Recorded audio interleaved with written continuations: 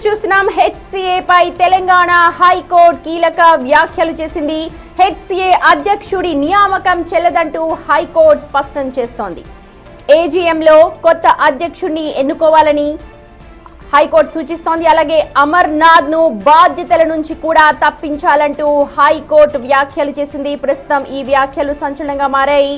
Hyderabad cricket association ఎన్ని సునామీలతో ఎదుర్కొంటోందో మనందరికీ తెలిసిందే. చాలా అపవాదులు కూడా మూటగట్టుకుంటోంది హైదరాబాద్ క్రికెట్ అసోసియేషన్. దీంతో అక్కడ ఇప్పుడు హైకోర్టు వ్యాఖ్యలు చాలా కీలకంగా మారుతూ ఉన్నాయి. ఏజీఎంలో అంటే కొత్తగా ఎన్నుకోవాలి అధ్యక్షుడిని అని అంటూ హైకోర్టు తీర్మానం చేస్తోంది.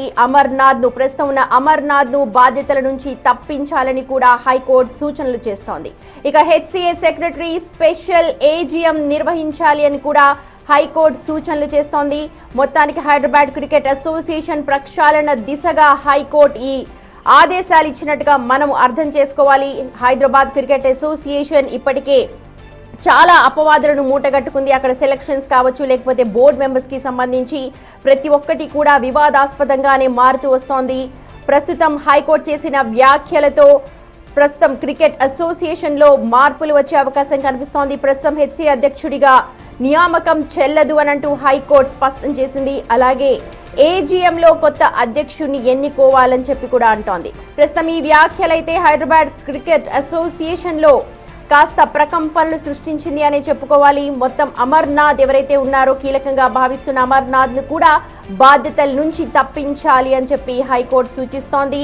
హెచ్సిఏ సెక్రటరీ ఒక స్పెషల్ ఏజీఎం నిర్వహించాలి అని, జనరల్ మీటింగ్ ని నిర్వహించాలని చెప్పి కూడా హైకోర్టు సూచనలు చేస్తోంది. హైదరాబాద్ క్రికెట్ అసోసియేషన్ చూడొచ్చు మనం 1934లో ఏర్పాటైన ఈ అసోసియేషన్ అప్పటి నుంచి కూడా వెలుగొద్దుతోనే ఉంది. అయితే ఆ మధ్య కాలంలో చాలా అపవాదులను మూటగట్టుకుంది. ప్రస్తుతం హైదరాబాద్ క్రికెట్ అసోసియేషన్ పై హైకోర్టు చేసిన వ్యాఖ్యలు కీలకంగా మారుతూ ఉన్నాయి. మా ప్రతినిధి రానా జాయిన్ అవుతున్నారు మనతో అప్డేట్స్ అందించడానికి. రైట్ రానా, మనం చూస్తున్నాం ఏజీఎం స్పెషల్ ఏజీఎం నిర్వహించాలి అంటోంది. అలాగే ప్రస్తుతం అమర్నాథ్ ని బాధ్యతల నుంచి తప్పించాలి అని అంటూ ఉన్నారు. ప్రస్తుతం అధ్యక్షుడి ఎన్నిక కూడా చెల్లదు అని చెప్పి హైకోర్టు కీలక వ్యాఖ్యలు చేసింది. ఎలా చూడాలి? ఒక ప్రక్షాళన దిశగా చేస్తున్నారనుకోవాలా? మొత్తం ఓవరాల్ గా జరిగిన వాదనలు ఏంటి ఒకసారి చెప్పండి. అంబడ్స్మన్ నిర్ణయం లేకుండా ఏకపక్షంగా అమర్నాథ్ హెచ్సిఏ అధ్యక్ష పదవిని చేపట్టడమే కాకుండా తర్వాత వచ్చినటువంటి వాళ్ళందరూ కూడా సెక్రటరీ కానీ జాయింట్ సెక్రటరీ వీళ్ళందరూ కూడా, దాంతోపాటు ఎవరైతే ట్రెజరర్ కానీ వీళ్ళందరూ కూడా ఎన్నికలు నిర్వహించుకున్నారు. వాళ్ళందరూ ఎన్నికల్లో గెలిచినటువంటి వారు. కానీ అమర్నాథ్కి మాత్రం అవకాశం లేకుండా ఏకపక్షంగా నిర్వహించారు. దాంతోపాటు అమర్నాథ్ పైన అనేకమైనటువంటి ఆరోపణలు కూడా ఉన్నాయి. ఎందుకంటే ఏసీపీ కేసులు ఎదుర్కొంటున్నాడు, దాంతోపాటు సిఐడి కేసులు కూడా ఆయన ఎదుర్కొంటున్న నేపథ్యంలో ఈయనపైన క్లబ్ మెంబర్ అయినటువంటి బాబురావు సాగర్ హైకోర్టులో 2 నెలల క్రితము ఆయన పిటిషన్ వేశారు. దానికి ఆయనకు సంబంధించినటువంటి అనేకమైనటువంటి ఆధారాలు నా వద్ద ఉన్నాయంటూ కూడా ఆయన హైకోర్టుని ఆశ్రయించడం జరిగింది. ఇప్పుడున్నటువంటి పరిస్థితుల్లో ఎటువంటి దీనిగా హైదరాబాద్ క్రికెట్ అసోసియేషన్కి సంబంధించిన ప్రెసిడెంట్గా అమర్నాథ్ కొనసాగే అవకాశమే లేదు.